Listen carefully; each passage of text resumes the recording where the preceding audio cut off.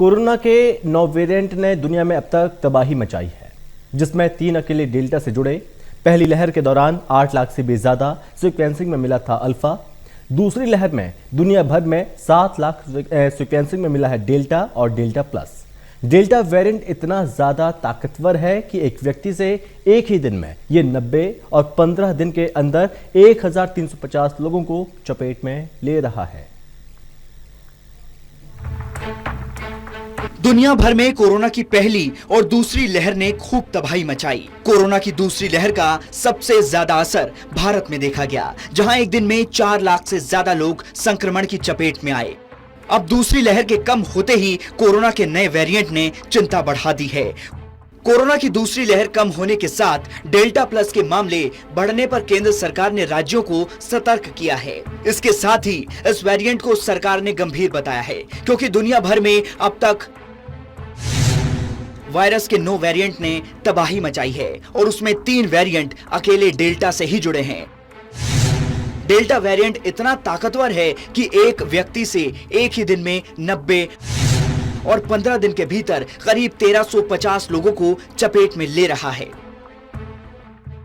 पहली लहर के दौरान भारत सहित दुनिया भर में अल्फा वेरिएंट ही सबसे ज्यादा मिल रहा था, जो एक व्यक्ति से एक दिन में 20 से 30 लोगों को संक्रमित करने की क्षमता रखता था, जिसमें अब तक 8 लाख से ज्यादा सीक्वेंसिंग में यह अल्फा वेरिएंट की पुष्टि हो चुकी है। लेकिन डेल्टा वेरिएंट इससे कई गुना ज्यादा तेजी से फैलता है, बल्कि यह उन लोगों को भी संक्रमित करता है जिनमें कोरोना के खिलाफ एंटीबॉडीज बन चुकी है। दूसरी लहर में मिला ये वेरिएंट अब दुनिया भर में 7 लाख से भी ज्यादा लोगों को संक्रमित कर चुका है। सिर्फ एक इंटरेस्टिंग चीज है कि वायरस म्यूटेट हुआ, लेकिन उस जगह पे म्यूटेट हुआ जिससे हमें कोई फर्क नहीं पड़ा। लेकिन कई दफा ऐसा म्यूटेशन होता है स्पाइक प्रोटीन पे, जिसके कारण वायरस में कई चीजें हो सकती हैं जो हमें कंसर्न करती हैं, और तब हम वेरिएंट ऑफ कंसर्न कहते हैं।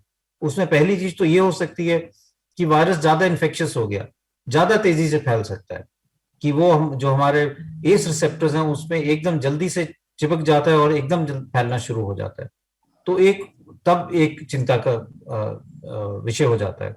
दूसरी चीज ये है कि वायरस ज्यादा विरुलेंट हो गया है, ज्यादा सीरियस इन्फेक्शन कर रहा है, वो फेफड़े में एकदम अटैक कर रहा है, और जो लोगों को निमोनिया हो रहा है, डेथ्स ज्यादा हो रही है, हॉस्पिटलाइजेशन ज्यादा हो रही है।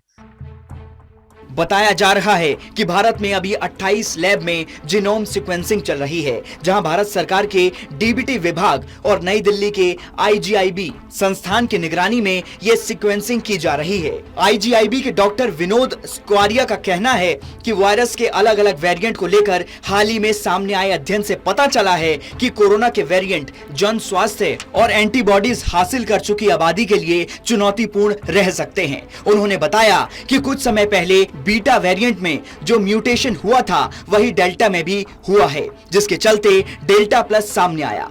भले ही डेल्टा प्लस के मामले अभी कम हों, लेकिन इस पर निगरानी बेहद जरूरी है, नहीं तो ये दूसरी लहर से भी ज्यादा कहर बरपा सकती है। ऐसे में हमें सावधानी और कोविड नियमों का पालन करना ही बहुत जरूरी है।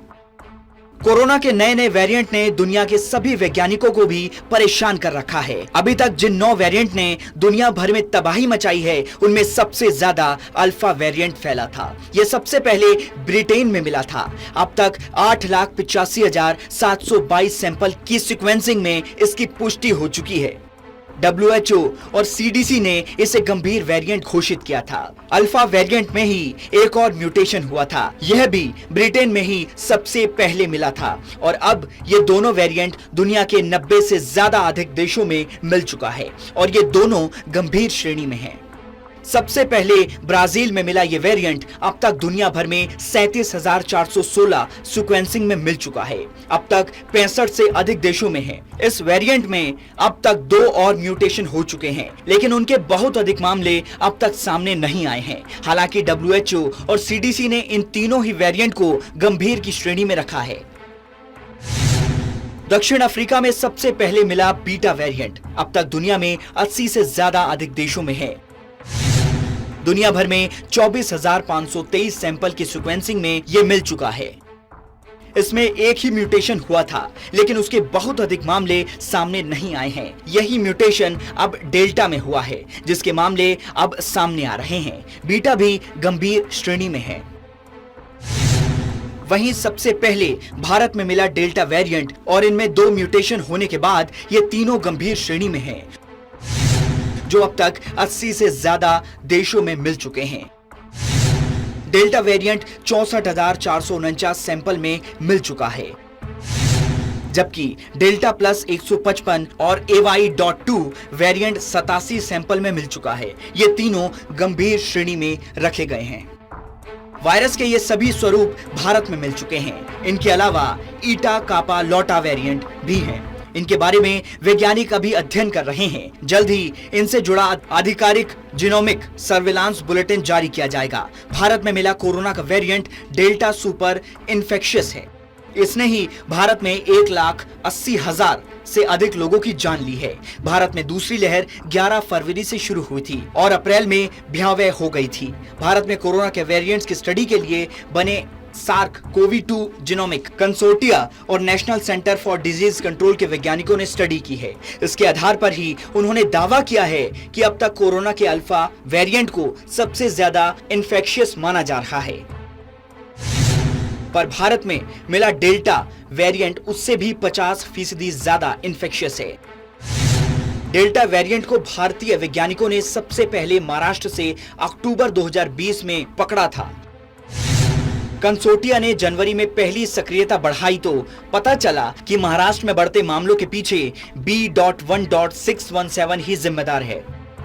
3 मई को एक स्टडी में NIV वैज्ञानिकों ने दावा किया कि इस वेरिएंट ने स्पाइक प्रोटीन, जिससे वायरस इंसान के शरीर में संपर्क में आता है, उससे 8 म्यूटेशन किए हैं। इसमें 2 म्यूटेशन UK और दक्षिण अफ्रीकी वेरिएंट जैसे हैं, वहीं 1 म्यूटेशन ब्राजील वेरिएंट जैसा है और इसे इम्यूनिटी और एंटीबॉडी को चकमा देने में मदद करता है। और जर्मनी की एक टीम ने भी अपना स्टडी में इस दावे का समर्थन किया है। अब तीसरी लहर को लेकर वैज्ञानिकों का मानना है कि इसे रोकने के लिए लोगों को कोरोना नियमों का सख्ती से पालन करना होगा, तभी इस नए संक्रमण को रोका जा सकता है। Special desk, total news.